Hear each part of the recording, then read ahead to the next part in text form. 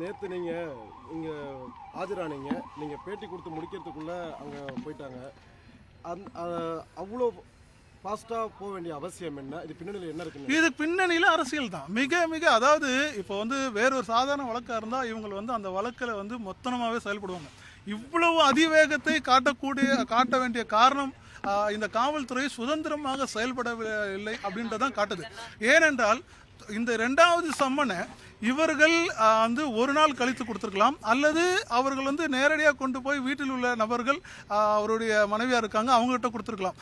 ஆனால் அது வேண்டுமென்றே அவரை வந்து நாங்கள் வந்து வெளி உலகத்துக்கு அவர் வந்து ஒத்துழைக்க மறுக்கிறார் என்ற ஒரு தோட்டத்தை ஏற்படுத்தும் நோக்கத்தோடு அவருடைய வீட்டிலே போய் அதை வந்து ஒட்டுறாங்க. அவர் வந்து காவல்துறைக்கு மிக நன்றாக தெரியும். நேற்றைய தினம் அவர் வந்து கிருஷ்ணகிரி மாவட்டத்திலே கட்சியினுடைய நிகழ்ச்சியிலே கலந்து கொண்டிருக்கிறார் என்பது அவர்களுக்கு தெரியும்.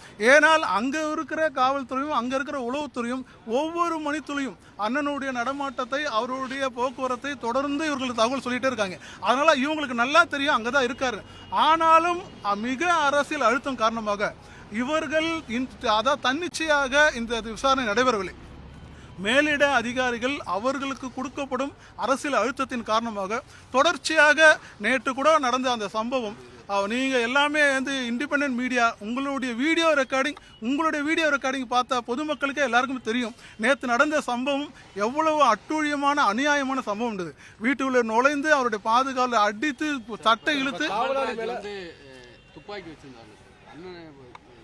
அவருக்கு துப்பாக்கி வைத்திருப்பதற்கு அவருக்கு உரிய உரிமை உள்ளது. அவர் முன்னாள் இராணுவ வீரர். அதன் அடிப்படையில் அவருக்கு துப்பாக்கி வைத்திருப்பதற்கு உரிமை இருந்து அந்த துப்பாக்கியை தான் அவர் வைத்திருந்தார். ஏனென்றால் கடந்த நேற்று நடந்த இந்த சம்பவத்துக்கு 2 நாட்களுக்கு முன்பாக வந்து அண்ணனுடைய வீட்டில் பெட்ரோல் குண்டு வீச முயற்சி என்று 10 நபர்கள் ஒரு இயக்கத்தை சேர்ந்த பெரியார் இயக்கத்தை சேர்ந்த 10 நபர்கள் கைது செய்யப்பட்டு அது செய்தியாக வந்திருப்பது எல்லாருக்குமே தெரியும். அப்பொழுது இப்படியான ஒரு சூழ்நிலையில் அண்ணனுடைய பாதுகாப்பை கருதி அங்கே வந்து வீடு பூட்டப்பட்டு அங்கே வந்து உரிய பாதுகாப்பு ஏற்பாடுகள் செய்யப்பட்டிருக்கிறது. இவர் கதவை திறந்தவர் ஒரு வார்த்தை கூட கேட்கும். அந்த வீடியோ வந்து இப்போது நான் வந்து இதை வந்து சொல்லணுன்ற அவசியம் இல்லை. அந்த வீடியோ நேற்று பார்த்த எல்லாருக்குமே தெரியும். காவல்துறை தான் அத்துமீறி அந்த ஆய்வாளர் அத்துமீறி உள்ளே நுழைந்து ஆபாசமாக திட்டி அவரை அடித்து இழுத்து கொண்டு போய் ஜீப்பில் வந்து ஏற்றுறாங்க.